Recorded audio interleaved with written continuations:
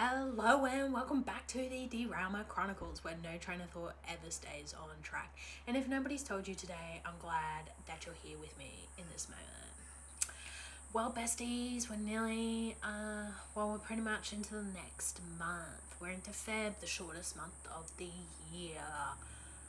Yay, because January always feels long, but then by the end of January, when like the kids start going back to school, it starts to ramp up, and it's like, hello, the year is here, let's get into it. You know what I'm saying? It's been speeding up. It has been nice and humid here in QLD as well. I've been doing my running with the Runner app. I decided to download it. It connects to like the Strava and stuff, but I find that my pace has actually been better this time because I signed up to like the new to running program, because I was going to be like, oh yeah, I want to maintain like a level of cardio fitness, and then they started asking me for like consistent 5k times, and I was just like, oh, I've got none of that. And then it said, if you are new to running, you need to go do like the new to running program that gets you running up to like 5k's. So like consistently. So I've been doing that in like I've just completed week 3 of the program. So you do like run walks. So you like start off with like a 5-minute walking warm up, then you'll do like, it'll be time. So usually I'm up to now, it's like a minute running, 30-second break, and then 6 minutes running, a minute 30 break, and you repeat that a couple of times, and then you end with a 5-minute cool down. Sometimes like the first couple of weeks it was like, 2 minutes running, 3 minutes running, you know, to get you more used to it, and you'd have longer breaks in between. But now as you keep going, you're trying to build up the cardio fitness. So I find it's been really good. It connects to my watch. It's like, okay, your break's coming in 5 seconds, you got a 30-second break, okay, let's go. So that has been really nice. And anyway, I got my first email for the pod. This PR firm reached out to me about one of the people that they represent. They had listened to the Dramageddon 2 episode, and they were like, oh, hey, blah, blah, blah. Like, we think this breakdown was really cool. I want to like introduce you to the person who they were promoting. They've just like written a book, but I went and did some Googling, and they wrote a book it's gonna coming up on 12 months in May, and they host their own podcast, and it was like, it was a blurb about them, and I googled them, and I was like, they aren't really for the pod. Anyway, here's the thing I don't get, okay, because every time I see a book that's been advertised, it is always New York Times #1 bestseller. Like, is that true or is that false? Because I feel like they're handing out New York Times bestsellers like participation awards at a race. Like, is it really good? Like, do people pay to get it to be like #1 bestseller? Like, you know how you can pay to get verified on like on Meta or like any other social media platform, like get that blue little tick? Like, is that something, or are they genuinely #1? Like, the amount of times I've seen New York Times like #1 bestseller, it makes me think that there is like a little business going behind it, and they're just handing it out to whoever, because there have been so many. Is it one a week that's different? I don't know. Like, I really don't know. It's just raising question marks. Anyway, I found that was funny. Love supporter of the pod. But like, it wasn't for the pod at the moment. Okay, it's just me. It's a one-woman show here, and it's my little hobby. I love it, and I don't need somebody with their own podcast coming on, like that would have like a professional studio and stuff. And also, like, I listened to one of their podcasts, and I just didn't find it interesting. It wasn't something that was interesting to me. Anyway, moving on. We are continuing on with the Dramageddon series today. I have 22 pages of notes here. Okay, I did as much research time-wise as I did for the Anna Paul vs. Michaela Tester video. And Michaela Tester's podcast episodes were like nearly 2 to 3 hours long. Okay, so that was 9 hours in 3 episodes there, plus all of Anna Paul's. Well, I think it was like a 25-minute TikTok response or something. Anyway, oh my god, did you see Anna Paul the other day with, it was at some American award show, Tana Mojo was there, Brooke Schofield was there, because they used to host, Cancelled, and Anna Paul was there. And I was like, damn, girl, with Anna Paul, like, really? But I saw a photo, like a TikTok on my For You page come up that was one of Anna Paul's, and she looked like she had aged 10 years. Honestly. I was like, damn, that's not it, sis. You know? But anyway, it's kind of like how I feel about Shane Dawson now. But, like, I'm more disgusted at Shane Dawson than I am at Anna Paul.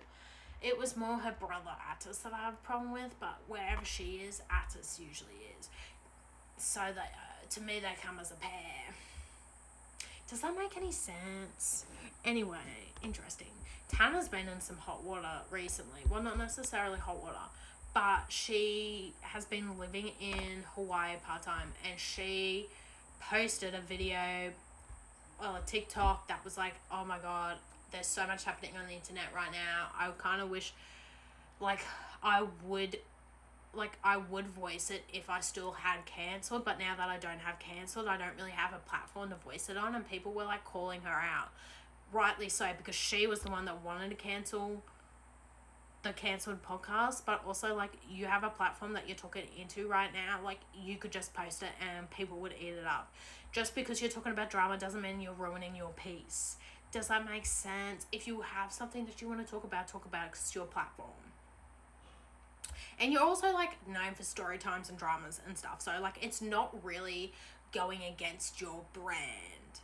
And there's always going to be haters out there that, like, are like, oh my god, I thought you said you were going to be peaceful and not doing any of this anymore. Babes, it's the internet. She makes money by talking about controversial topics. Like, get the views in. Anyway, she did, like, I think it was like a 7 to 10 minute TikTok with her hot takes on all of it, and she got through it. Anyway, just thought that was an interesting take. So, we are continuing with Dramageddon 3, and I forgot how many people were involved in Dramageddon 3, like, how it all started. And then I was trying to remember when Trisha Paytas had her falling out with Shane Dawson, and that is called Dramageddon 3.5. Now, that doesn't really happen 6 months later. Because I have 22 pages just currently on Dramageddon 3, I was like, that's going to be too much to put both in the episode. And given that they really happened 6 months apart, and they were kind of two separate things, I'm going to do the Trisha Paytas, Jeffree Star, Shane Dawson, Hair by J drama in the next video. But I've really been enjoying going back, re-watching all these videos now, and it's been fun. So anyway, we're going to start off by saying bless the re-uploaders of all these videos for keeping internet and history lore alive. Because these people have all deleted it, privated off their original channels, most of these videos, and honestly, like, look, that's their choice, but also it was part of internet law, and, like, once you put it up there, as they say, it never goes away. Somebody's going to find it, somebody's going to do it, so, yeah.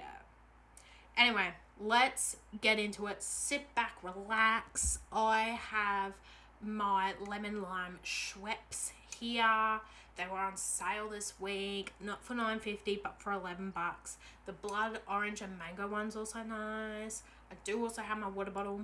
Oh, it actually matches too. I forgot. I've got the matching colour, and I've got my initials on my Yeti water bottle. But if you're also hungry, I'd say grab a snack. And if you're watching this on YouTube, sit back, relax, queen, okay?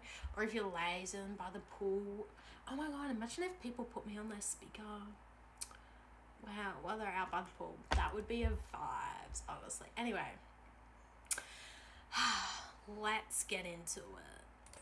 First of all, I want to give a big shout out to Reddit, the Beauty Guru chat, because they put together a whole timeline of Dramageddon's 1, 2, 3.5 plus also outline some of the aftermath of Dramageddon 3, which is also known as Karmageddon, and we're going to get into, like, you're going to find out why it's Karmageddon if you weren't up in the know in the times. So there was a lot, because I was like, okay, all this happened, and I was like, where do I begin with this episode? Because there was so many notes, so many things happening, and I was like, it's not necessarily gonna make sense to you guys if I do it, like, the videos are in order, but I need to give you a bit of context to get you up to speed about what was happening between Dramageddon 2 and Dramageddon 3, so you understand why the fallout was so big. So, a lot of people got what they deserved in this one. Okay, so, picture this. We're in June 2020, peak pandemic. No vaccines were out about COVID yet. We were all in lockdown. People were losing their jobs. People were dying, and their loved ones couldn't even go to their funerals if they were out of state, because COVID was just spreading. Like, international travel was shut down or very hard to do. Like, the world was coming to a standstill. On top of that, in the United States, you had the Black Lives Matter movement also surging with the murders of George Floyd, Breonna Taylor, and so many others. People were angry. People wanted accountability. And because people were at home, people unfortunately lost their jobs, nobody was hiring, people got bored, and they started, turning to the internet, turning to Netflix. Like, do you remember Tiger King? Like, how big Tiger King got during that time? Anyway, everybody was stuck at home, and internet sleuths started digging back into people's old content that they posted on YouTube, especially Shane Dawson and Jeffree Star. And that anger kind of turned into a lot of scrutiny. So, after Dramageddon 2, Jeffree Star, once again, similar to Dramageddon 1, had come out relatively unscathed. Tati, she vanished from the internet. She was like, I am not dealing with none of this. And then James Charles' channel was growing again, because his response to the whole situation seemed more mature than the people that were like 10 plus years older than him, meant to be more mature, meant to be more wise. And so people really started to side with him again, and his channel started to build up. Mr. Charles saw the dollar signs coming in again. And meanwhile, Shane had full on entered his documentary phase. And I say documentary with quotation marks because they were really long form content. Because to me, a documentary is when a situation happens, you sit down and you interview like a lot of people and you have like a lot of facts in there. Whereas these were just more so long form videos. You didn't interview a lot of people. It was just more emotional sort of thing. Anyway, they were massive. Okay, I will tell you the ones with Jeffree Star. I was sat for the beautiful world of Shane Dawson and Jeffree Star. The ones he was doing the conspiracy palette series, and they were getting multi-million views. Okay, like massive. Like people were waiting. It was all over the internet. It was big. It was massive. A lot of people were tuned in, and basically the whole series was about Shane and Jeffree developing the conspiracy palette together through Jeffree Star's company, Jeffree Star Cosmetics, and how hard the process was. But here's the thing: in the trailer, they had teased that they would be talking about Dramageddon 2, the behind the scenes, etc., which didn't actually spoiler alert, like, they didn't talk about it. Like, I think it was like 30 seconds in one episode. Like, he was hyping up this whole episode, released a trailer, be like, this is the Dramageddon 2 episode. People were sat, people had premieres set, people had watch parties set, okay? Like, it was a massive thing. We're like, okay, we're finally finding out, like, the real tea behind the scenes. And, yeah, nothing. Absolutely nada. Probably 30 seconds in an hour and a half video, which wasn't cutting it. So that left fans outraged too.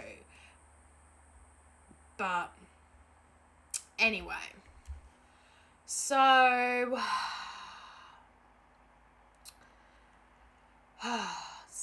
that was what was going on.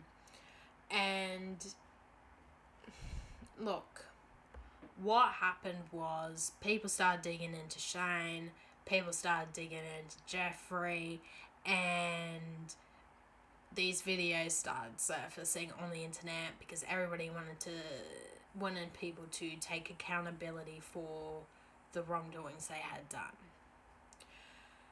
And here's the thing.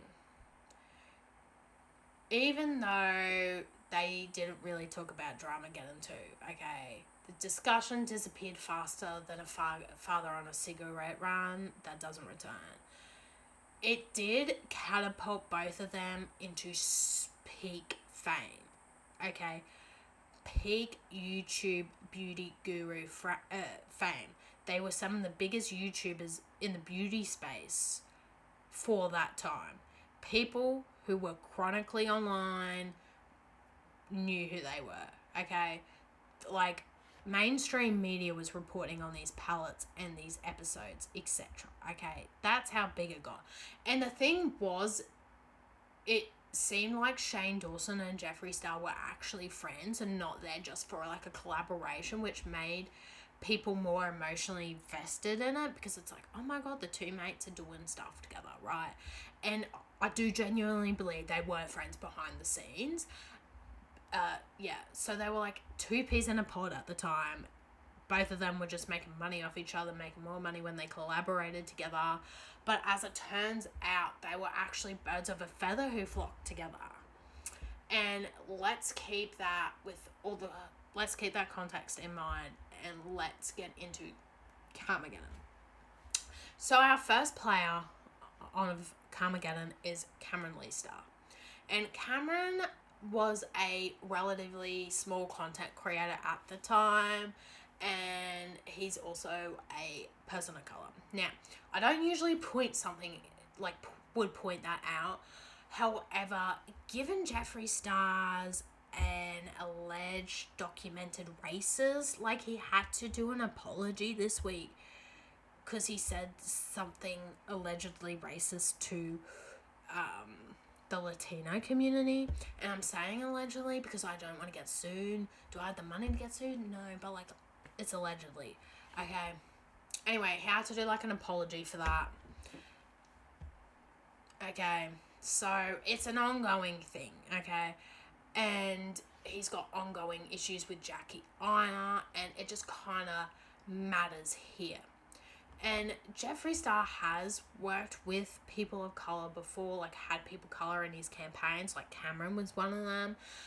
But it's just, it's to show, in the end, it's a bit more performative than actually Jeffree really genuinely caring about it. It's Jeffree trying to look good, if that makes any sort of sense. So, on June 10th, 2020, Cam went on Instagram Live, visibly shaking, terrified, genuinely fearing for the safety of his life, because Jeffree Star knows where he lives. And here's the question, because this is a running theme with people that we're going to talk about in this video. They get on and they are fearful for their life, like genuinely for their life. Like, is Jeffree running some sort of mafia? Like, what is it? Like, as if he's going to get his hands dirty. You know what I'm saying? And also, like, if he does something criminal, like, you can report that to the police and he can genuinely be charged. Like, what would he have to gain from you being possibly murdered?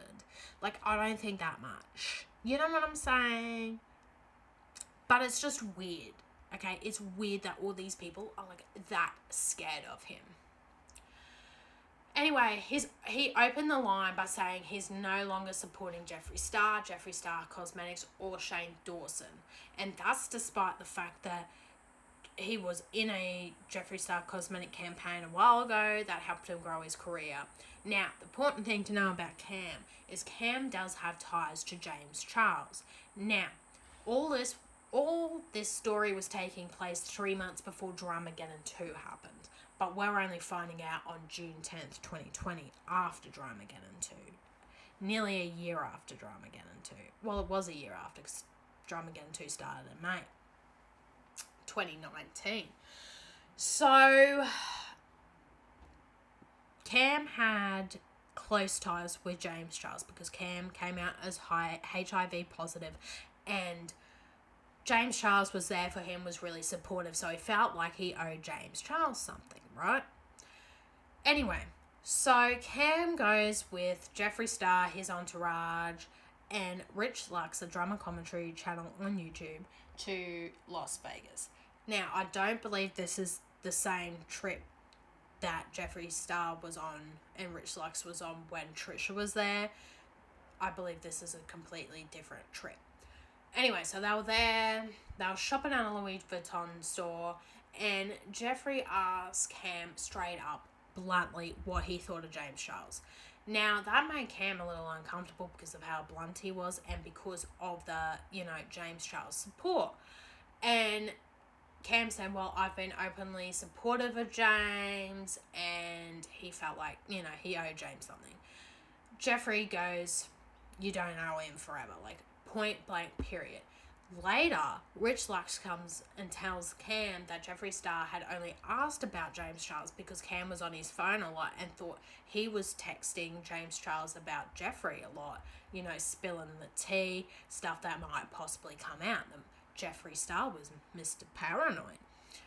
And that just didn't sit well with him because, Jeffree's channel was sort of stagnating. James was this up and coming beauty guru. Mind you, okay, you have to remember, this is before the Conspiracy Palette whole documentary series came out with Shane. They might have done, the truth behind Jeffree Star, who the real Jeffree Star is, those 1 or 2 episode series that they did with Jeffree Star to try and humanize him more and make him more palatable to the public. Yeah, those ones probably come out. They did do a little, but they didn't do a lot for him. It was really the Conspiracy Palette that really pushed him and Shane to the new heights. Anyway, so Cam started feeling uncomfortable about that. Anyway, the next day, they were chilling at the hotel, and Shane calls Jeffree.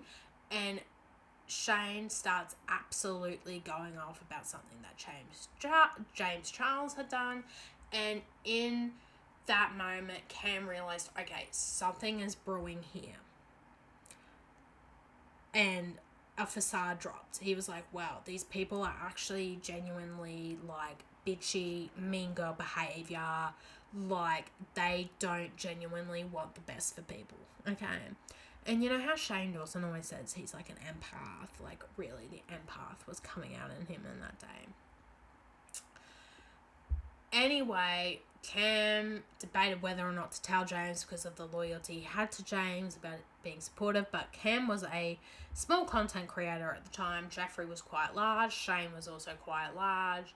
And he was genuinely afraid of what it would do to his career if he spoke up against both of these two. 3 months later, the accusations came out about James, and the whole Dramageddon 2 started to happen. And at that time, Cam felt really bad for not letting his friend know. He felt guilty. But, in my opinion, what would James have been able to do? Because I feel like if the allegations were actually true, or there is some truth to the allegations, then they would have come out in any way, shape, or form, whether it was other victims that decided to come forward. Jeffree and Shane would have made sure that this got out, right? Like, I think it was inevitable that this drama was going to happen. And even if Cam had told James, maybe he would have got some receipts and been able to do, like, the No More Lies video a lot quicker. But, like, I don't really think there was much to do. Like, much that could have really happened here. And then, after all of this, Cam and Jeffree were at an event hosted by Mitchell for Jackie Ina's palette launch. And Cam, being a person of colour in the beauty space, absolutely and utterly idolises Jackie Ina. And he, at one point, suggested to Jeffree that he should review Jackie Ina's palette on his channel, right? Help her grow as a content creator, help promote it to his audience, you know, start being more inclusive of people in the makeup world. To which he replied to Cam, she would never have a spot on his channel. And this really disappointed Cam, and it was another crack in the facade. And here's the thing. During the whole Dramageddon 2 and racist allegations and stuff, Cam was standing up for Jeffree Star. And he was getting a lot of backlash for it. And Jeffree did not come to his defense, did not say, hey, thank you for being a friend, thank you for supporting me, thank you for having my back. You know what I'm saying? The lack of loyalty there. Anyway, Jeffree Star Cosmetics had, you know, people of colour models for their campaigns on rosters, right? And anyway, yet when it came to do the big conspiracy palette, they cleared out that whole POC roster, okay? So people that had a job were now out of a modelling job for that time. And it was just noticeably clean out of people of colour for that product launch. Now, if you don't know what you don't know, is a lot, is, as I mentioned before, Jeffree Star has been accused of being allegedly racist. And he's always like, oh, we need to do an all-inclusive shade range. I've been doing an all-inclusive shade range since I started, yada, yada, yada. But then he goes and does stuff like this. Make it make sense, okay? Make it make sense, okay? And don't come crying to me that it was your PR person or like your campaign manager who told you to do a whole clean out of these people, because you own the company. It's your name on the company. You can choose what to do, and you chose to clear out all of those people of colour from there. So Cam called it what it was, and he said it is performative to make it look like he is supporting people of colour, but he's really not. Anyway, throughout this entire Instagram live, though, this man was visibly shaking. Like, he didn't know, like, he was also afraid for what would happen after he spoke, but he felt like he had to tell his truth. Then, after the live, Jeffree Star left Cam a voicemail denying the allegations. And then that voicemail was leaked to drama channels, and it became a growing wave of backlash that followed, especially once Shane Dawson began acknowledging that he had a role behind the Dramageddon. And like, all of this was just the beginning. So then we enter our next player, Ashley Kiley, who, by the way, has been MIA on the internet. She scrubbed her whole channel, scrubbed all her Instagram presence. I was Googling, I was like, what happened to her? Nothing. Nada. Girlie, whoever did your cleaning of all your channels and stuff they're worth their weight in gold, because nobody even re-uploaded your video. Because I remember watching your Shane Dawson video, and I was shook. That was a hard video to watch, because I got to the end of that video and I could not look at Shane Dawson the same way. I was like, every time I see this man, I now need a shower.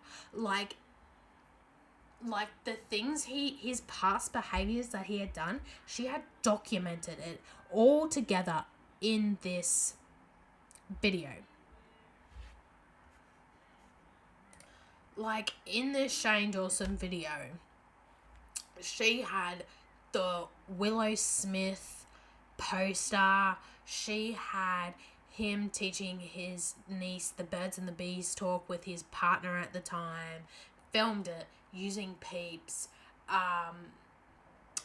Like, it was, I think, at least a 40-minute video, and there was so many clips, and it's like, once you start messing with underage children, that's a line that you don't come back from with me. Like, that's just disgusting. Like, even having allegations about that is not sitting well with me. Like, why would people make something up like that? Okay, and if they did make it up and those allegations about you, they are a terrible person. But also, like, why go down that road with the allegations? Why? Anyway, so her video resurfaced for that, plus the podcast clips. Like, the podcast is a goldmine for his past problematic behaviour. The animal allegations, Shane kissing underage fans. Like, I hadn't gone that far back in Shane's history. I had just sort of watched from when he started doing the documentaries, from TanaCon times. And I kind of took it at surface value and just never really went back to see what kind of person he was throughout his whole YouTube career. So, yeah. It was very eye-opening to watch all that. And if anybody wants a real good deep dive on Shane Dawson and Jeffree Star's past, Nikki Carrion on YouTube has multiple videos about both of them in a series, right? She's completed the Jeffree Star series, and I think that was about 9 hours of content then. Shane Dawson, she's already up to like 9 hours, probably 10 hours of content, because she watched his movie. Not cool. And there's still probably more parts to come, just because of how problematic he has been. Anyway, please note that many hours of content, because when it comes to these apologies videos, you're going to understand the point I'm making a bit more. So, anyway, Nikki Carrion, friend of the pod, or hopeful friend of the pod, because, girl, she was really doing boots to the ground journalism. She had to, like, even develop a program to go back further than the Wayback Machine to get some of these videos to play, because do you remember Adobe Flash Player? How, like, you had to have that for, like, YouTube videos, and then they got rid of that. Like, some of those videos only played with that, so then they had to, like, rig up their own version of that. Like, she was genuinely doing a award-worthy investigation work. So, Ashley Kylie posted about Shane. It got a few views, people were starting to hate on Shane, etc. This video really excelled some of the really scary things he'd had done in his past. Now, she wasn't only just coming after Shane, she also did a Jeffree video. Now, I couldn't find the Jeffree video, I didn't remember watching the video, but a lot of news places reported on the video, so I'm going to report on what the main point was of the video. So, June 12th, 2020. 2 days after Cam, she uploaded a video focusing on Jeffree Star. The core allegation in this video that she had was that Jeffree Star had been direct messaging her, feeding her opinions about James Charles, along with information he believed she could use in her commentary videos. And Ashley, along with other drama channels, did later apologize for their role in shaping public opinion against James without hearing his side of the story first. So, Jeffree Star never responded to these allegations, still hasn't to this day, and Ashley Kyle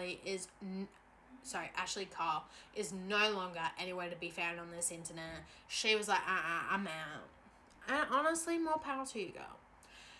Then we have another player who was a dishonourable mention. Our first dishonourable mention, people. Sanders Kennedy.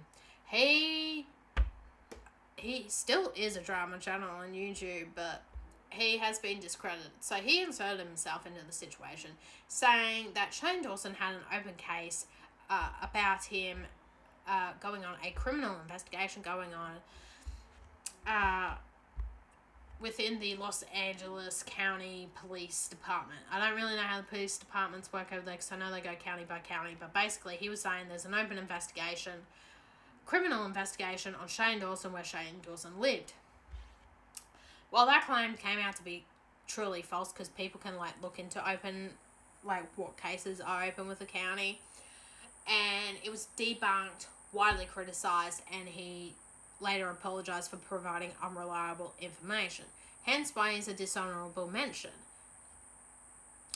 Honey, if you're going to come out with serious allegations, you need to actually have the evidence to support the allegations, or you look stupid. Anyway, he took time off, came back, and just kept pushing. Kept doing what he kept doing. Didn't address the situation, nothing. He just kept it pushing. And that's actually something you'll notice repeatedly throughout this saga, that accountability was optional for them until it really wasn't. So then our next player, okay, we're up to third new player, is Blair White. Yes, okay. I know Blair White is a controversial figure on YouTube, has some controversial political opinions, which she shares. But she was raising some good points in this video, I will say. And a lot of drama channels did also sort of agree.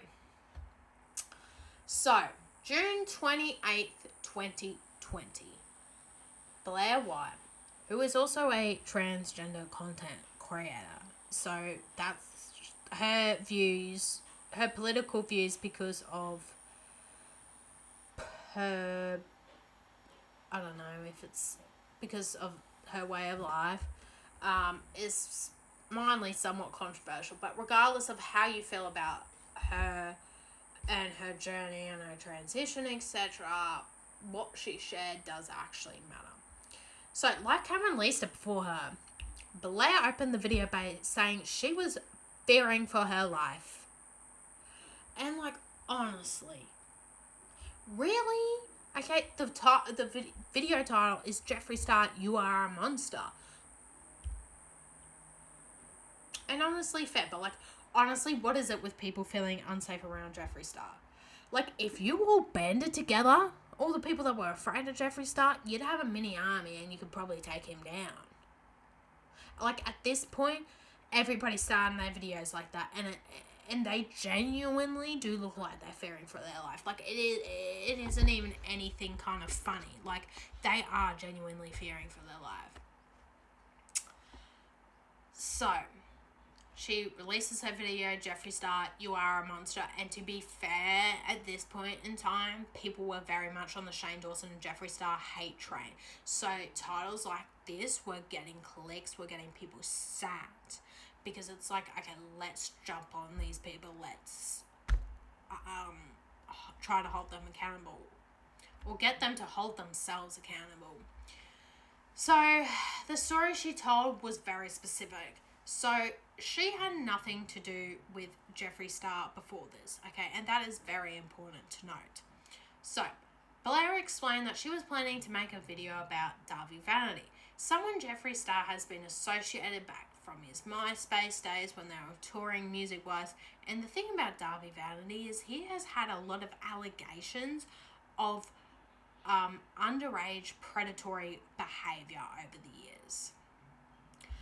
And so Blair tweeted that she was going to do a video on Darby Vanity, and she didn't tag Jeffree Star, but she wrote his name in the comment below to see if he would comment on it.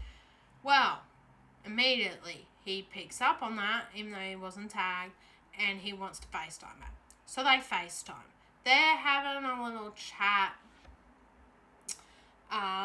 They're having a chat, whatever. And during this FaceTime call, Jeffree Star is like, okay, we need to talk about James Charles. He's a predator. And plays Blair the voice note, the infamous voice note. Blair is a survivor of SA herself. And she was like, I have never met this man before, never talked to this man before. And he is here playing me a victim's voice memo without even knowing me, throwing it around like it is drama and not some sort of serious allegation, which it really is. And this is taking away from the victim. She was so perturbed by what she heard in that voice memo that she reached out to the person in the voice memo to check if they were okay, to say it is okay to release your story, and to say that she is here if you don't want to release the story but you need somebody to talk to because they have shared a similar sort of experience. Right? Anyway, she left it at that because she was like full on shocked that Jeffree would just play it like it's some sort of tea. And so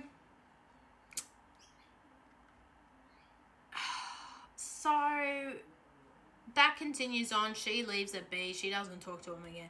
She's still going to do this video about Darby Vanity. So she posts on her Instagram, which Jeffree Star has never followed her on, putting up again about she's going to do the Darby video. And she wrote Jeffree's name on the photo, but she didn't tag him because they didn't follow each other, whatnot. Within a minute, he was FaceTime calling her. A minute. This man is like level stalkerish. Or if it's somebody in his team that just tracks down every time the name Jeffree Star comes up in whatever you post, that is insane. Like, the man is onto it. Like, these people need to be working for ASIO or like the FBI. Nuts what they find out within a minute. Anyway, she didn't pick up the phone because she was like, It was very alarming. Okay. Efficient, sure, but unsettling, yeah.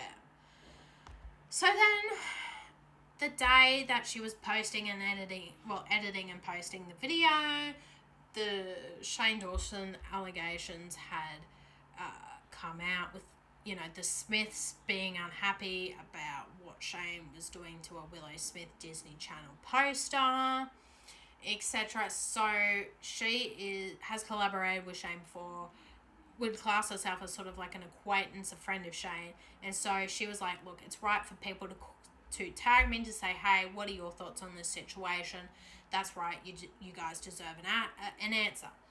And she admitted that she doesn't usually Google people that she meets, and she should have done more research on Shane's past. And honestly, I agree with her here. Like, who's Googling somebody that you just met? You know what I'm saying? Like, who's doing a deep dive on somebody that you just met? Like, you're trying to figure out whether you want to, like, keep hanging out with them or not. Like, I tend to take the person in the moment and not go back and do the research. So, honestly, that admission from her felt real. And where I also agree with her in this video is that she said Jeffree Star was dangerous, and not because he's personally committed the alleged acts, but because of how he handles this information. Like being on the Mum's Basement podcast with like Keemstar and being like, okay, I can go into the next room and play you this voice memo like it's a cigarette in a prison that's out of cigarettes. But it's like somebody's story that's getting diminished every time. And honestly, if it does prove that JC is an alleged predator, why is it not in the hands of the police?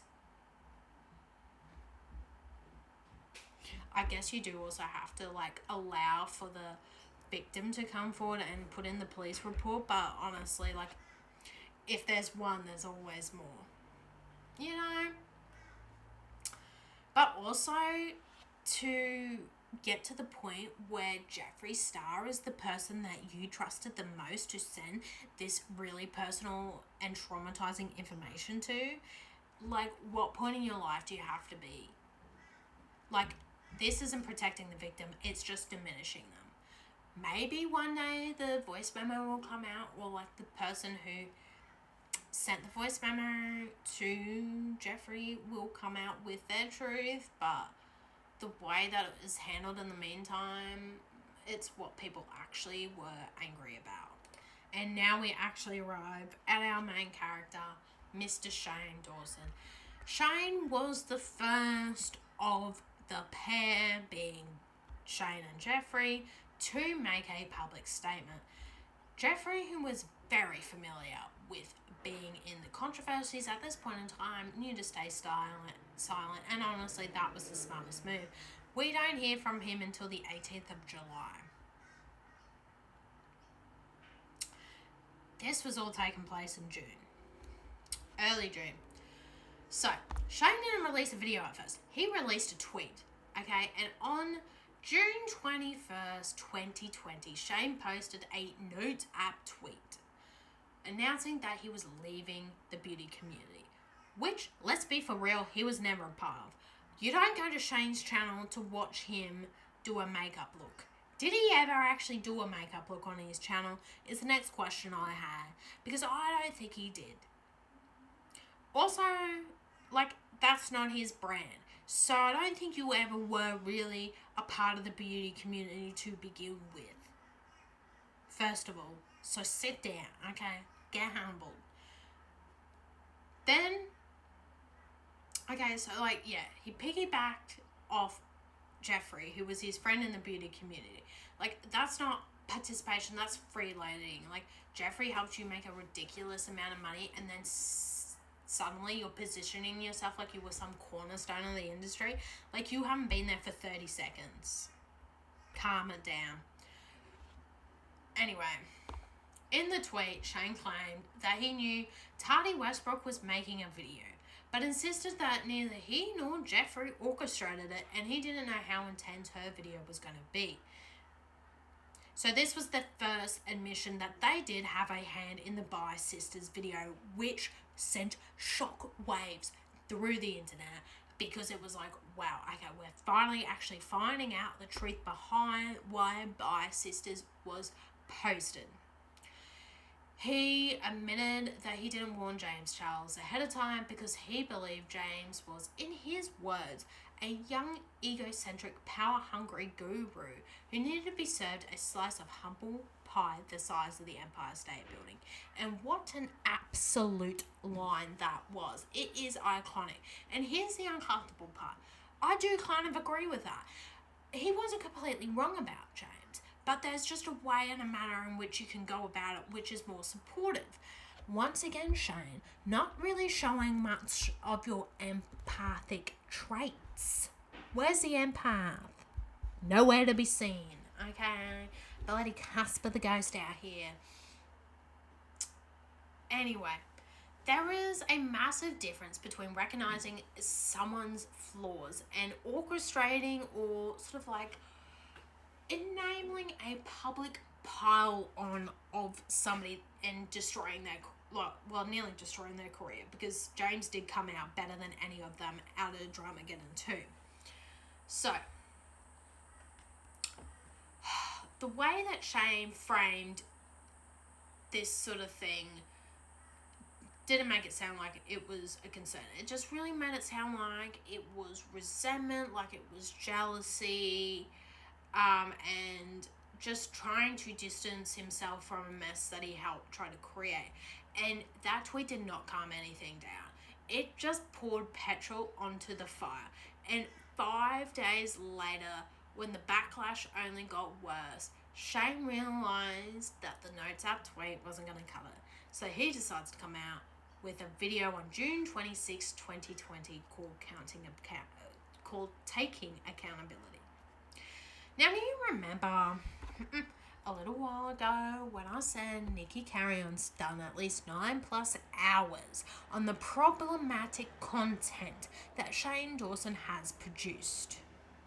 Do you want to hazard a guess at how long this taking accountability video was meant to discuss every single thing of his past and take accountability for everything he is getting called out on. I'll tell you, it was 20 minutes. So as you can tell, he's addressing absolutely nothing in that. But better yet, he was trying to call it that.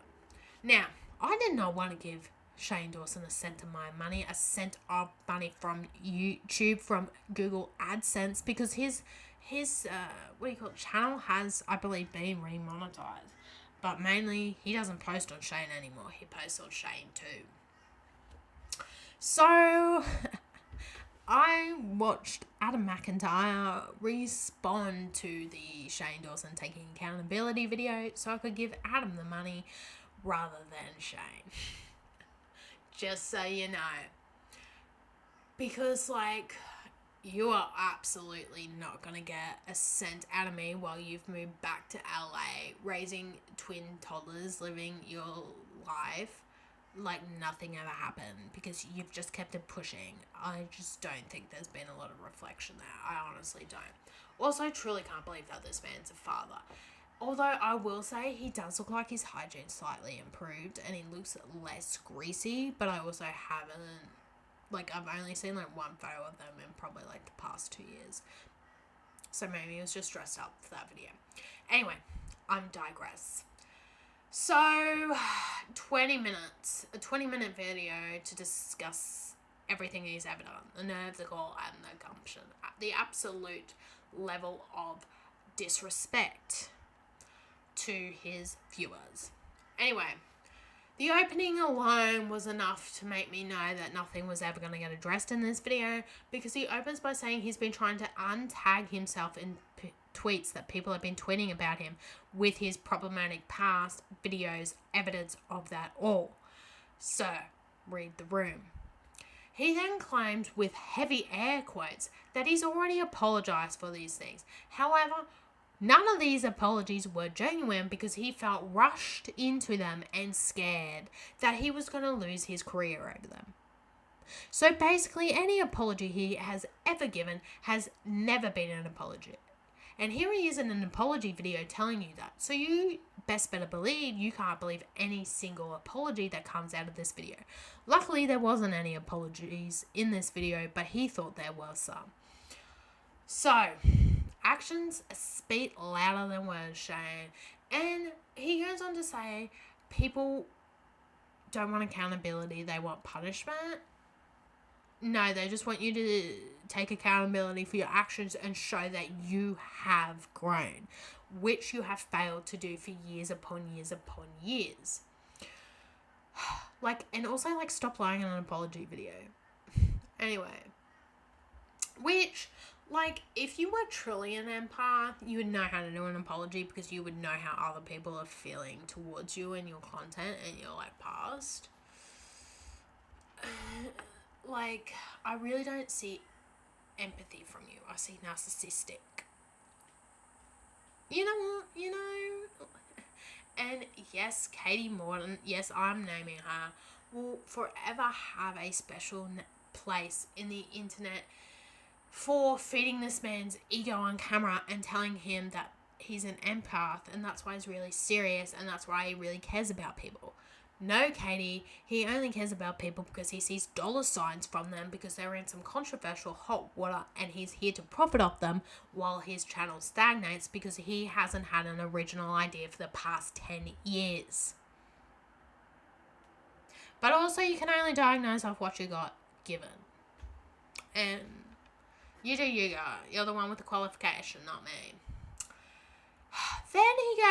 Then Shane goes on to say Jenna Marbles inspired him to make this video, and this made my blood boil. First of all, yes, everybody was Jenna Marbles wasn't getting called out to do a video.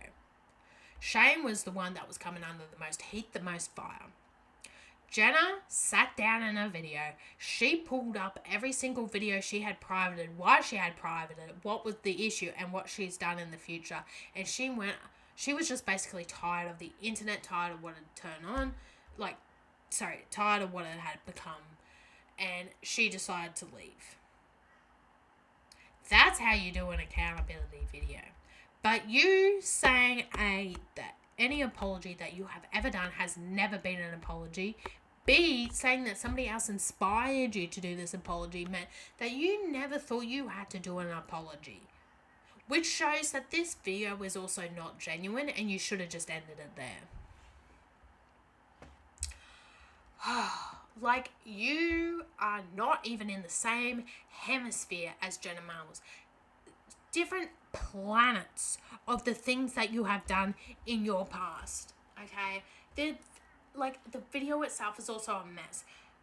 Endless jump cuts, poor editing, rush pacing. It felt panic. Like every other single apology video that he had been rushed into. The man doesn't know how to apologize because he doesn't think he has done anything wrong. And that, at the end of the day, is the crux of the issue.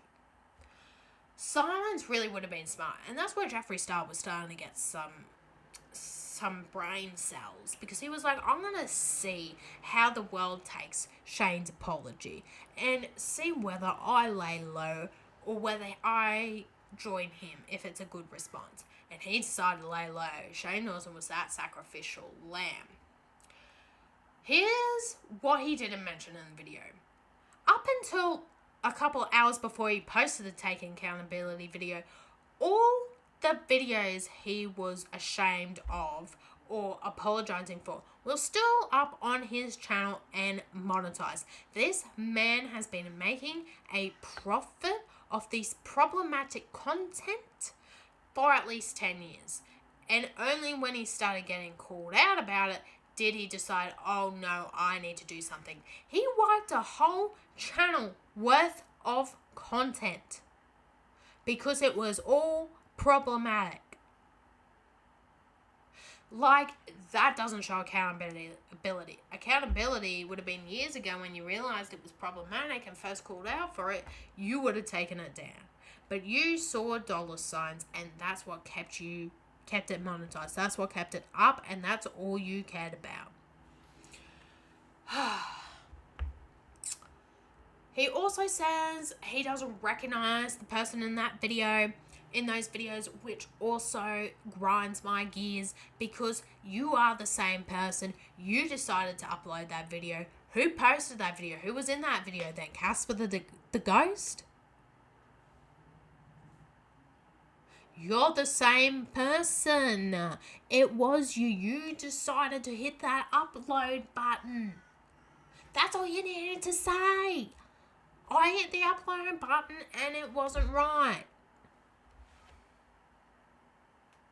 He does briefly acknowledge that he did help normalize the content he was making, and that influence young people to think it was okay to make those kinds of jokes towards, especially like people of color, because he did do a lot of blackface. And like, honestly, that's probably the closest he came to trying to make a real point. So he also claimed that people were clipping different podcast moments together to make what he said sound worse, but it was from multiple episodes. And I'll be honest, I did start zoning out. Like, babes, you said all the things you said. Just admit that you said it. Anyway, I gave him a bit of a Google. I was like, what are you doing now apart from being a father? He's posting conspiracy podcast videos on Shane 2 channel, getting nowhere near the views he used to do. And apparently he's filming another like TV show or movie. So don't look forward to that. Overall, his video was a waste of time and definitely a waste of mine, and basically I just don't watch him anymore. That's it. That's basically it. Like, the man is problematic and he doesn't think he's problematic, and that's a problem. But also, I don't think, like, he's like, oh yeah, I'll go to therapy, etc. Like, no you won't, babes, because you don't think there's anything wrong with you. Now our messy diva is back. Miss Tati Westbrook, the once unproblematic beauty YouTuber, has now started causing a real explosion for 2 Dramageddons. She's consistent, babes. Like, Tati, you just need one more drama and you will have matched Jeffree Star for how many dramas you have been involved with. You are starting to get a little problematic. So anyway, Miss Tati Westbrook comes back with a breaking my silence video in this looking absolutely dead gorgeous, beautiful background. That's how you look in an apology video. That's how you look in a video. You come looking right. You come looking prepared, because I'm like, oh, she got prepared and she knows what she's going to say in this video. And before the video even dropped, she was sort of soft launching her comeback to Instagram. Like, a lot of people had asked her to talk about the Black Lives Matter movement, but she had just said jack shit about that. And she was like, oh, I felt voiceless. Girl, you chose to leave. You had a platform and you could have spoken out about this global matter that was happening. But anyway, I digress. That's another issue. So she's posting all these vague, cryptic Instagram posts with music lyrics saying, I gotta break free, blah, blah, blah. Okay. Right. You know when your friend's going through something and they post some random stuff, like, but it's more sort of like attention seeking rather than it's like a genuine problem. Like, they just got bored one day, like, this is what this was. Anyway, I honestly remember the exact day this came out, because I was sitting there and I was like watching some YouTube videos while I was like studying for something, and you know, like I had it on in the background, like a drama commentary thing, but like a podcast. And I remember seeing Tati Westbrook like posted 5 minutes ago breaking my silence, and I was like, oh, what? Anyway, I just knew it would be about Dramageddon 2, so I clicked on that with a quickness, because before this I was on Tati's side. Re-watching it now, babes, this was not it, and I see why you got all the backlash that you did, because this was actually not a good video for you. It was not it, and I see why people turned the tides. This is what's been really good about re-watching it, is like coming back years later with like, I guess, a more mature perspective as I've grown, and just seeing the little seeds other people were seeing at the time that I was just not seeing, or like choosing not to see. Anyway, so overall this video, this woman once again was trying to meet a bloody word count, because the amount of waffle in this was insane. And what was even more insane was the fact that it was a lawyer approved speech, so a lawyer had to sit there and read it. Like, be so for reals, really? Like, girl, I would have been falling asleep while you're off mumbling and wafting. Like, and there's some serious red pen editing. Anyway, basically, the whole thing on this video is she is blaming Shane and Jeffree for making her feel like she was forced to post the video. And she took zero accountability for posting that video. She did talk personally in the bias sister video. Okay, that wasn't all Shane and Jeffree. Do I believe Shane and Jeffree were behind it? Yes, I do. Do I feel like they manipulated you? Yes, to an extent. But at the end of the day, Tati, you sat there, you recorded the video, and you talked personally about your birthday dinner in Seattle, and you had to do it at my birthday dinner. Remember that one? Iconic one.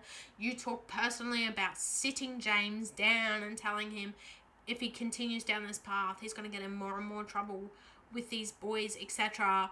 Like, you talked personally in that video. It was also a personal vendetta that you put into that video, and that is why you hit post. But do you think she admitted that in the video? No. She did have a script, so she wasn't missing any points. That was lawyer approved. And look, girly, more power to you for having that, so you didn't miss any points. I like an organised girly that wants to hit all the points, remembers what they need to say. Excellent. Great. A comprehensive video. After everything happened, you want to hit your marks.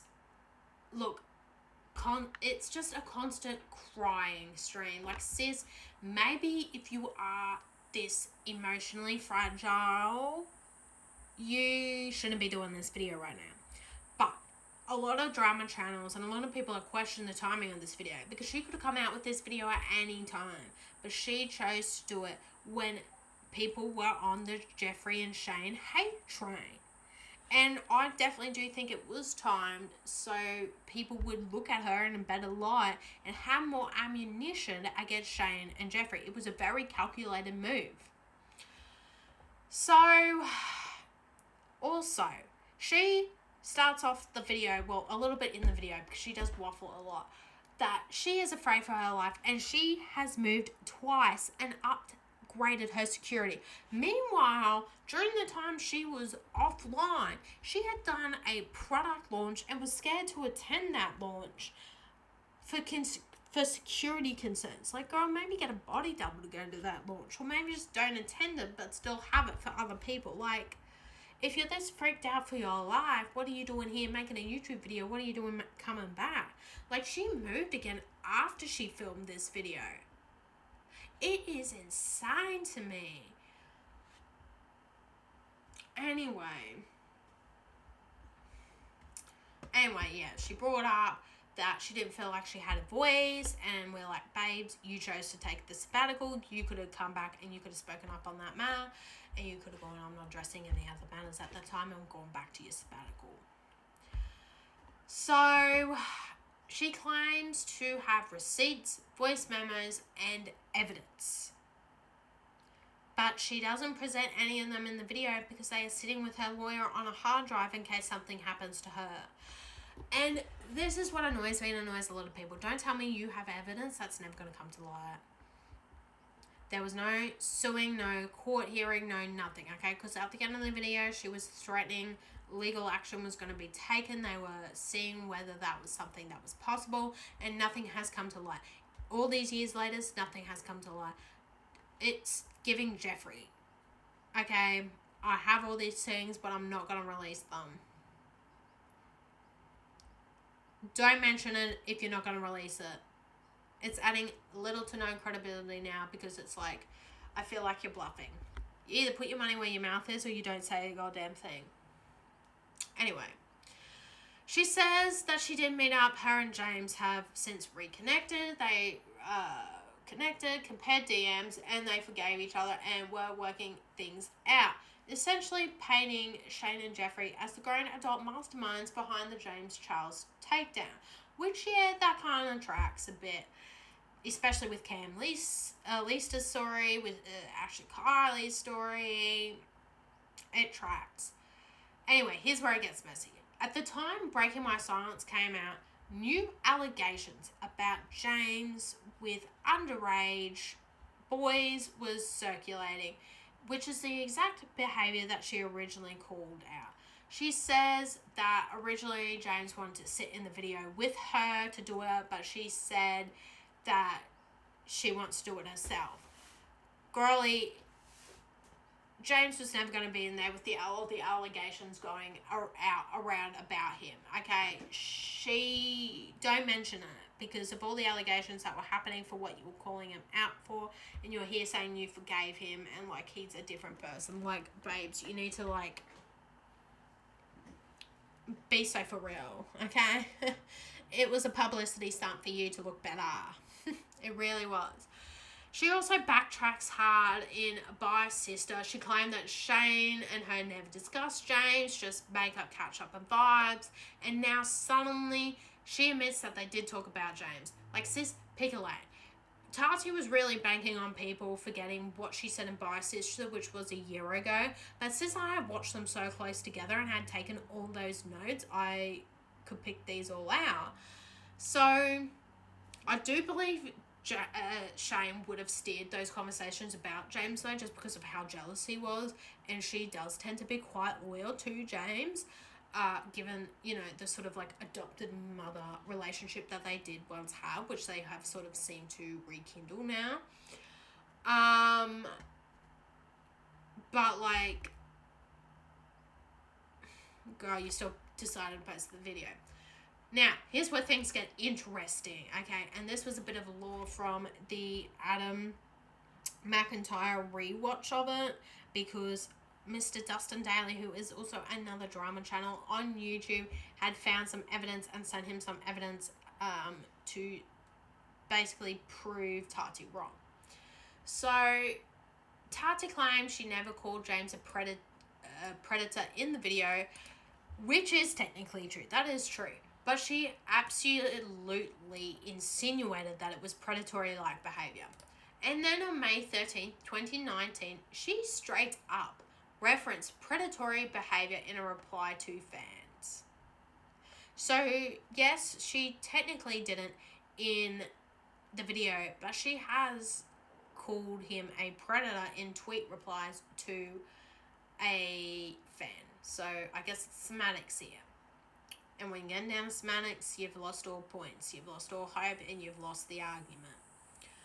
She claims that YouTube asked her to privatize the By Sister video because it was bad for the platform. Now that video was gone entirely. How convenient. But also, girl, it was a bad look for you to keep it up. Yeah. Then, for unknown reasons, she starts pushing charity work that she's doing, and that she tried to save Jeffree by getting him to help with the charity work. Girl, read the room. You ain't the next coming of Jesus. Also, like, if Jeffree wanted to do charity or was that way inclined, he's old enough to choose to do that. You don't need to save everybody. I don't know why you gotta save your complex, but you don't need to save that. Be so serious. She then apologizes to Jackie Aina, saying she was wrong for taking Jeffree's side, and because she wrongly believed that Jackie had provoked Jeffree, and she totally sided with Jeffree because of the money she was making out of the club that she was getting from him. So be so serious. But she didn't admit that that was the reason. She did give Jackie Aina an apology though, and she did need an apology because Jackie Aina hasn't been that problematic. It's just other people that are just angry at her success. Then she can't decide whether she is James's mentor or his friend. She flips between the two within seconds. Like, pick one. What relationship would you like to call it? What label would you like to put on it? Because they're two very different kind of relationships. I would say friend. Yeah. Anyway, Jeffree is bad-mouthing James at his birthday dinners. And here's the thing. At the time, Sisters merch was with Killer Merch, which Jeffree Star owns. It was his merchandise company. Still is. And he was just bad-mouthing James all the time. Bitch, like, the hatred was personal. Yet they were doing business together, but they definitely had a personal hatred towards each other. And then Tati started coming a little bit clean. She said she wanted Shane to make a documentary series about her because Jeffree encouraged it. Shane was huge at the time. He did the Jake Paul one, TanaCon, Jeffree Star. And she says he inspired her YouTube career. So she was trying to stack up to Shane Dawson. In April 2019, Shane comes over and suddenly he's offering to edit the By Sister video, do the thumbnail, title the video, despite previously denying any involvement in the actual video. So this was like, she actually didn't show anything, so it wasn't like concrete hard evidence, but it wasn't hard to believe that he would offer to do those things. And here's my favourite part. She says she believed Jeffree and Shane about James, that they had the evidence, but she never asked to see the evidence. If somebody was accusing my bestie of doing something like this serious, and you said, I know this, I have the evidence, I'd be like, prove it. Okay? Prove that. I want to see it. I would especially want to see it before I sit down and did a 40-minute damning video that nearly ruined his career. Because, babes, I just don't want to look stupid. You know what I'm saying? Anyway, like, I would have demanded everything. Like, why were they giving off trustworthy vibes? Like, what made you just go on with not a care? Then she later wonders how media outlets knew that she was making a video before she even decided to. Like, come on, she blames Shane Dawson for leaking that. We'll get into the Instagram live next because it's one of my favourite Instagram lives of all time. And so Tati had mentioned that she was worried about James's mental health when the video came out, etc. Was worried that he might decide to do something to end his life.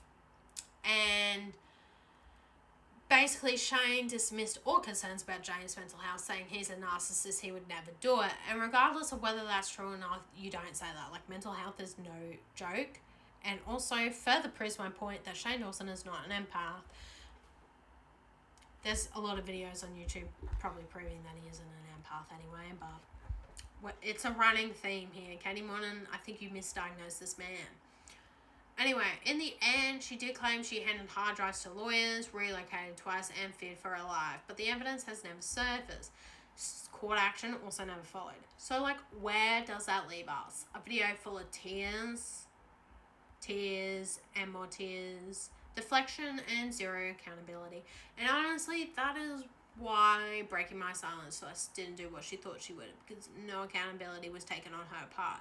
Like, the people were on your side, girlie, and you just threw it all away. You just threw it all away. People were on your side, babes.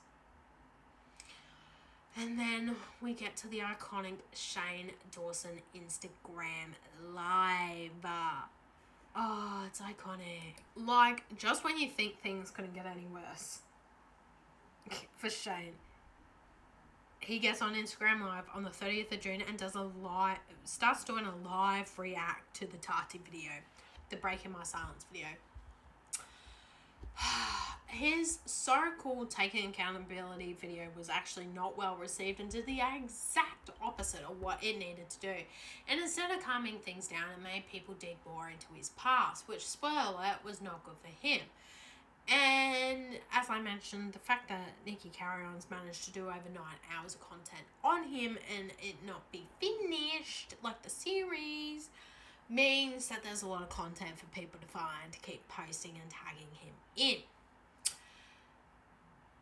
Then Tati drops Breaking My Silence, which we just reviewed, we just talked about, and Shane decides the best possible response is, in the heat of the moment while people are on a hate train about him, to get on Instagram Live for what is genuinely the most unhinged, career-ruining Instagram Live of all time. D'Angelo Wallace's video, which was deleted but has been re-uploaded by other people. He also did one on Jeffree about this time. Claimed that this was the moment that his career ended, and literally it was. In 2 minutes and 26 seconds, Shane Dawson detonated his own career in front of 252,000 people. This live stream was him spiraling while watching Tati's video. So he starts by screaming about the fact that Tati monetized the video. Like, girlie, popcorn the kettle black here? Like, yours were monetized up until you got called out for all your problematic behavior. Like, cry me a river about it. Also, are you not rich enough to have YouTube Premium?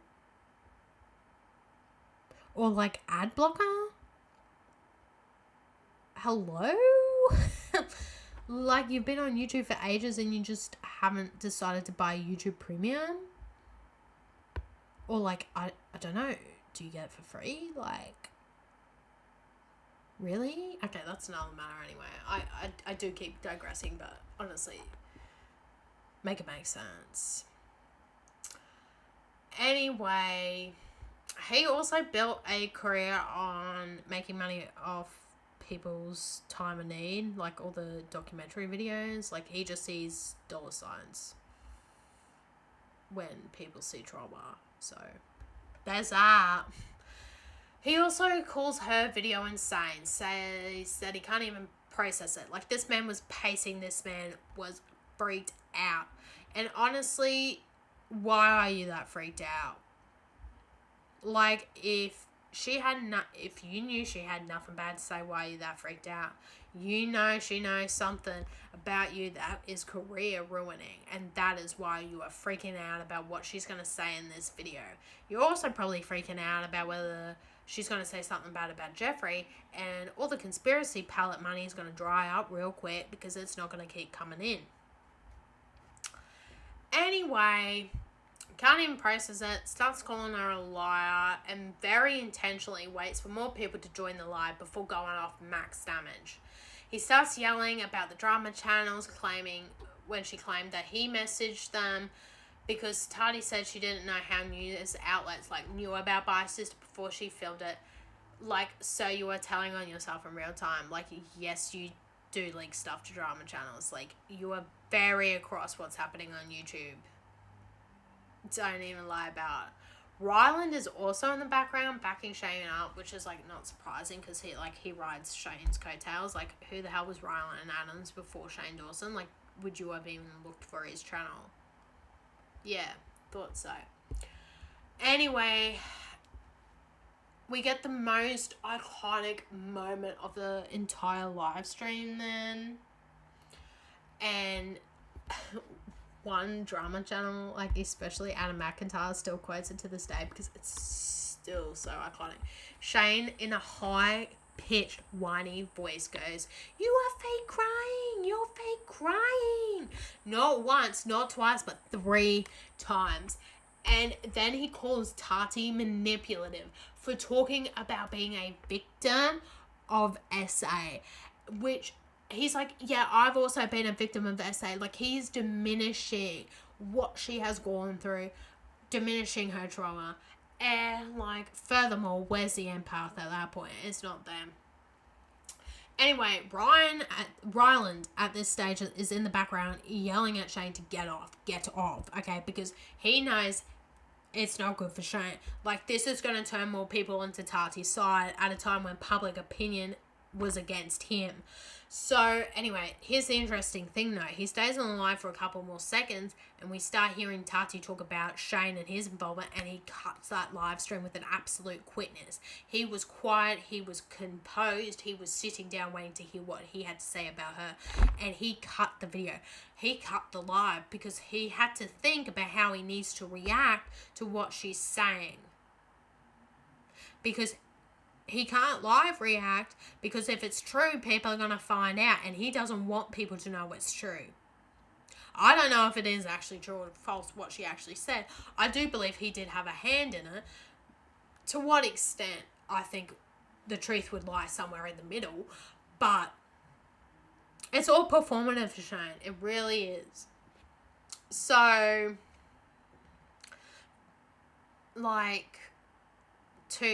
babes, the damage was done. You're acting like an absolute twat on this Instagram live, panicking, it's not a good look for you. And he went off social media for a while. He did. He just went off. Bye-bye. Bye-bye. Then enter Miss Trisha Paytas, Miss Iconic Trisha Paytas. YouTube OG, and at this point in time, a very loyal friend to Shane Dawson. She had been defending him for over a decade, right up until late 2020, which we're going to get into the next episode, because as you can probably tell, we're already nearly an hour and 20 minutes through this video, and we haven't even finished, okay? We have enough drama in this video. So, on July 1st, 2020, so one day after the Breaking My Silence video, Trisha uploads a video called Tati Dumb as Hell. It dropped right in the middle of the fallout from Breaking My Silence and was very clearly a live reaction style video. This video ran for 27 minutes, which is longer than Shane plus Jeffree's apology combined nearly, okay? Another 3 minutes and you would have hit both of their videos combined. So she was doing more for Shane than Shane was doing for himself, okay? Talk about loyalty, talk about friend. Now, I'm not going to speculate too deeply, but Trisha has talked open openly about struggling with past drug abuse, etc. And this video was like that unhinged. I think she was either on something or coming off something. Given her skin wasn't looking too good, I think she might have been coming off something, like the impurities coming out. But anyway, besides that, she made some very valid points in this video. So, she opens by saying that she doesn't defend Shane for his racist or underage jokes, which was a pretty standard statement for people that had collaborated with him at the time. She also talks about her friendship with Jeffree Star at this point and brings up the infamous Vegas trip. Again, just reinforcing how intertwined these people are. But we're going to get more into the Jeffree Star Vegas trip in the next podcast episode. Side note, this filming setup she had was unhinged. I know Trisha is unhinged video editing wise as well, but like half her head was cut off in this video, like half her forehead. Like I kept trying to move the video down and I realized that's just how she filmed it and not that I just had scrolled down too far. So I was like reading the comments and like it looks like it was filmed on the coffee table, and it's just funny how she filmed it. But anyway, we just need to get to the points that she made. So the bulk of the video is her reacting to Tati's breaking my silence. And Trisha argues that while Tati didn't explicitly call James Charles a predator and bisexual, she did heavily imply it, which we mentioned previously. And then she also doubled down on about it on social media afterwards. And so Trisha's point was that if you're making accusations that serious, you need to be prepared to stand on them fully, legally, and publicly. And her stance was essentially take more accountability, you're a grown woman. She also mentioned the timing. We were in peak COVID, Black Lives Matter protests were happening worldwide, and this is when Tati chose to come back online, not address the Black Lives Matter movement, but address a drama that was over a year ago. And Trisha's point was just basically like, why now? And why only once Shane and Jeffree were under fire? Like, it was a strategic timing, as we did previously mention, okay? She was trying to get public opinion to be more on her side. And importantly, Trisha says multiple times that what Shane and Jeffree did was not criminal, just deeply tasteless and manipulative. So, which directly contradicts the fear-based framing that Tati used in her video. And she also brings up her own birthday dinner where Jeffree was allegedly bad-mouthing James and framing him as a person as someone who tricks straight men, which made the situation personal for her, right? Like, Tati's told the whole personal story about her birthday dinner. And Trish points out that Tati only took biases down because YouTube intervened and not because she was remorseful and not because that situation was untrue. So she does believe that James does have these habits, right? And on one of Trisha's better lines actually was essentially that maybe become a better people privately so no one has anything to blackmail you with, in regards to why people are afraid of Jeffree Star and fearing for their life. Okay, if you just didn't say anything and were like a better person, you'd have nothing to fear. So she also questions why, if James Charles had done all these alleged things, there had been no criminal investigation by the police. And she's right, they are serious accusations. Also, if they weren't true and somebody had been like using my name, bringing it up with that kind of drama, I would be on a platform with some quickness, absolutely defending myself if it was not true with all the evidence. But James Charles stayed what? Silent. And then Trisha basically ends the video by basically calling the legal reason excuse complete BS. And looking back now, with nothing having come of any of it, that assessment does actually feel pretty accurate. So yes, she did give a message delivery in this video, but the points she made were actually very good points. And she clocked them more than people thought she would. So then, last but not least, we have Jeffree Star. I told you, okay, a lot happened. And he's only coming out with the gold couch apology, hair laid, sitting in a robe in the middle of his like entryway lounge room on this gold couch, makeup spot on, slippers on feet, reading cue cards. So his video came out on July 18th, 2020. And the video has been deleted off his channel, but somebody has re-uploaded it under the much safer title, Doing What Is Right. But if you hear somebody referring to it as the gold couch apology, that's what the real video title is called, because he was sitting on a gold couch. It was very condescending. Jeffree had clearly learned from past scandals that he probably shouldn't insert himself immediately, and that he should allow his friends and other Dramageddon cast members to be sacrificial lambs to see how the public was receiving them. So he studied how the public reacted to Shane's taking accountability video, Tati's breaking my silence video. What worked, what didn't? Or at least that's what he thought he was doing. Unfortunately, even with Jeffree's most stalker-like attention level to detail on social media, he missed the most important lesson, what not to do. Because this apology, also terrible. Do you want to have a guess at how long this video was? A whopping 10 minutes, to which most of the video he distracted people from the real issue by pushing Black Lives Matter movement and saying that that's actually a bigger issue than what was going on here. Yes, it is a bigger issue, but this wasn't the video to do it in. You also didn't know the people's names and had to do a voiceover on the names. That's why the audio was so off. And I will thank Adam McIntyre for picking that up and bringing that to our attention, because going back and listening to it all, he did have to re-say some of the names. Which means you also hadn't done your research. Which means that you weren't invested in it. It is full on a distraction technique.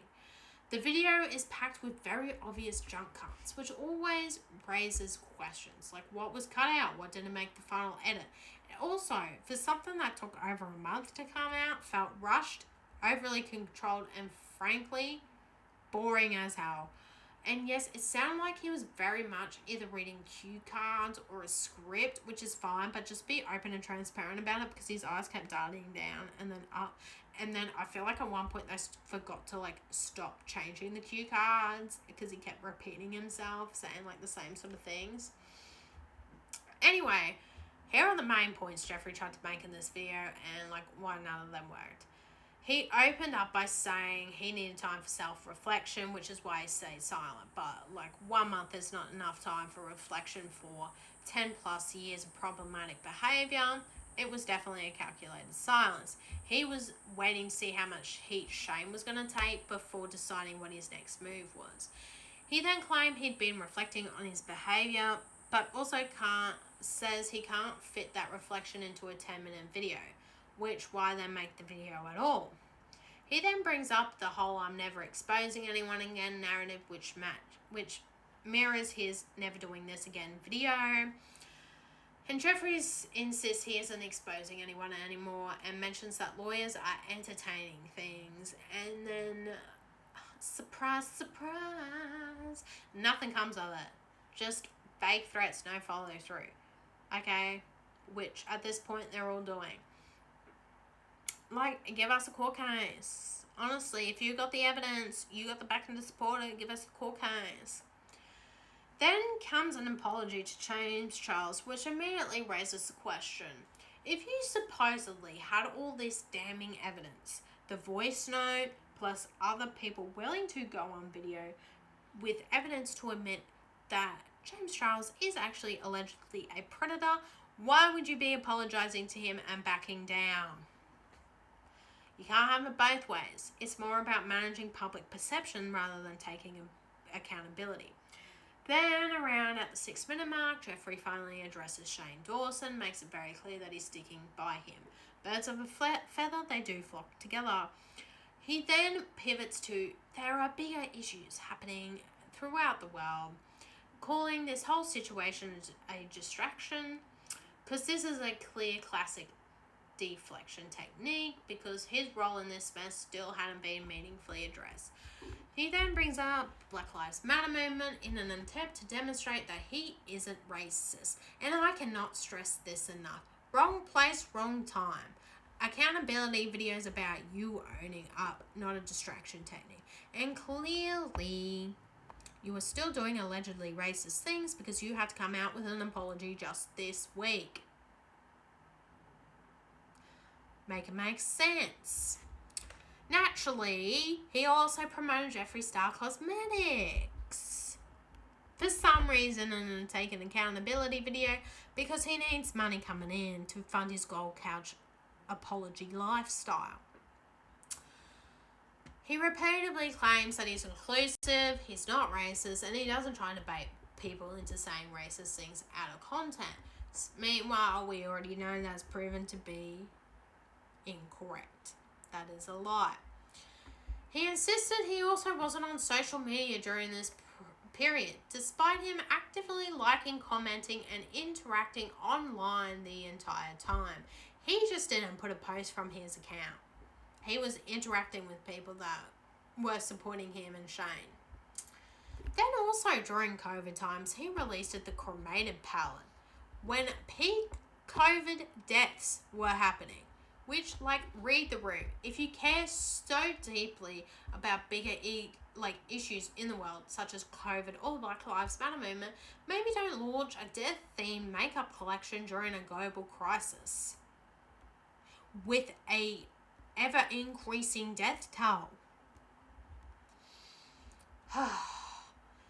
Since this video, Jeffree still has continued to imply that James Charles is a predator, again raising the question, why apologize at all?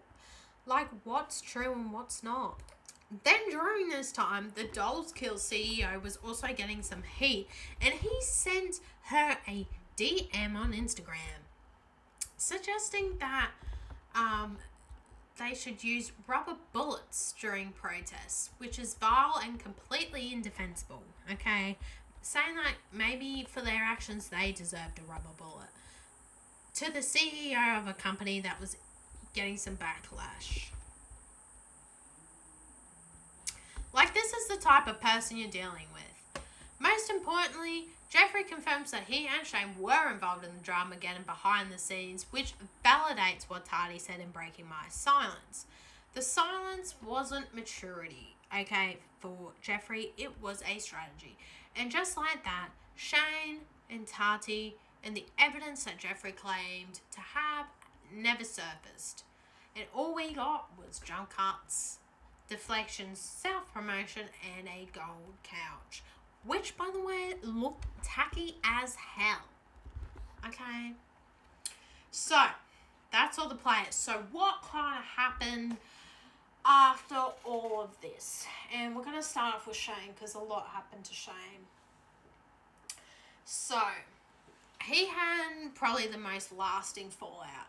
So, in the immediate aftermath, his channels were hit with copyright strikes for Sony Music for the use of copyrighted music, adding more instability at a time when his reputation was already collapsing. Mind you, he had lost hundreds of thousands of subscribers at that point. Or probably nearing millions at that point. And when he did begin to resurface, he decided to test the waters by appearing in Ryland's channel to see how people would perceive Shane being back as, before he posted a video on his Shane 2 channel. Because he doesn't post on his Shane channel anymore, it's just Shane 2. And it's a far cry from the documentary era dominance of the career that he once had.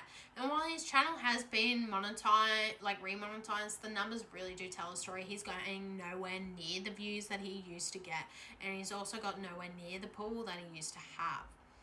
Beyond numbers, the social fallout was also just telling. You got Shane's longtime editor, Andrew Sawicki. Eventually, he cuts ties with him, and since then, Andrew has continued creating content alongside Garrett Watts independently. There was no dramatic public call out, just like a quiet separation. Now, this is important because they were all part of the Spooky Boys Club, which was a one of the top grossing videos on his channel apart from the documentaries. So it had Drew Monson, Shane Dawson, Garrett was, and then Andrew was filming. And people loved this group together. They were iconic. Garrett's iconic. Drew's iconic. So they just kind of quietly separated themselves from Shane at this time because they didn't stand by him. And look, they had been quietly separated long before that this happened. Andrew just was there. Andrew was the biggest one because he was still there, obviously, because he was still getting paid by Shane to film the content, right? And Drew did come out with a Drew Monson style video about Shane, but didn't really mention where he stand. He just kind of talked about his relationship with Shane. He didn't attack Shane, but he also didn't defend him as somebody, like, he also didn't state that he was like fully supportive of Shane's actions. It was just like, this is the extent of my relationship with Shane.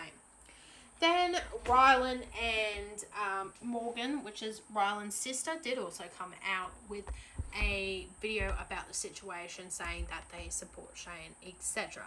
Because, like, Morgan actually hasn't seen Garrett or Andrew or, like, collaborated with them since they decided to cut ties with Shane, which is sad because she thought they were, like, friends, but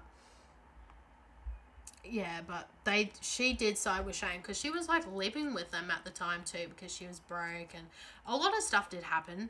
And at the end of the day, Rylan's family, and a lot of people value family over friendships. And yeah, that's why Morgan was on Rylan's side. So anyway, that's all that really happened. Like, he just went silent, stopped posting for a bit. He is back doing conspiracy videos in his podcast on Shane too. I don't watch him, so I don't really know what else is happening. So then we have Jeffree Star. Okay, Jeffree stepped back from YouTube as well, following the fallout, and he shifted his focus elsewhere. He moved out of LA, moved to Wyoming, got the Star Ranch. He's now selling yak meat along with Jeffree Star Cosmetics. So he's still doing his cosmetics side. He only really posts on YouTube now when he is doing a promotion for his new product launches for his brand, but he spends most of his time on TikTok now. He's more active on TikTok. His views are also down to what they were when Shane and him were at the peaks of their careers. He continues to face criticism, particularly for his racist behaviour, allegedly, which resurfaces regularly. And post-drama, he also made headlines for alleged relationships, including, like, rumours involving Kanye West and various other high-profile athletes, many viewed as, like, calculated attempts to stay relevant to get the views in. Then we have Tati, who also lost a lot of followers in the aftermath, and she took time away from the internet, but she eventually returned, and she's just been uploading consistently. She's been keeping it pushing, just new makeup things. So she's just keeping on. But her, like, reputation has never sort of fully recovered to the pre-Bi Sisters level, and her channel does remain active though, and so she does have steady viewership. So yeah, not much to report on her. And obviously James Charles continued to grow, and he's still doing pretty well on YouTube. More allegations have come out though, so maybe there was some truth to all the allegations that these people have put up against him, but will we ever see that in a court of law? I don't think so. So overall, what is my conclusion and takeaway from all of this? Ultimately, Dramageddon 3 was less about drama and more about people getting karma. And it unfolded when the world was just in turmoil. It was falling apart. And it was just at a time where people wanted more accountability from content creators, from political leaders, just from everybody. And as the saying always goes, the truth always does come to light. And when it did, the responses, but pretty much the lack thereof, well, a lack of good response from everyone involved made one thing clear. No one ever really truly took responsibility, except Jenna Marbles. Instead of accountability, we really just got a lot of deflection and we just got a lot of damage control. Jenna wasn't actually really a part of this, like Dramageddon 3, but it was just because Shane mentioned her in his taking accountability video that she is mentioned. Anyway, we're not here for the Jenna hate train. We love Jenna Marbles, so please note that before coming at me in the comments for mentioning her. And look, audience noticed that nobody was taking accountability. Nobody knows how to do an apology video. And each person failed to own their role, followers dropped off, trust eroded, and viewership was down, less sponsorship money, no sponsorships coming in, channels demonetized, then remonetized years later. It was views were sort of more valued than the viewers, okay?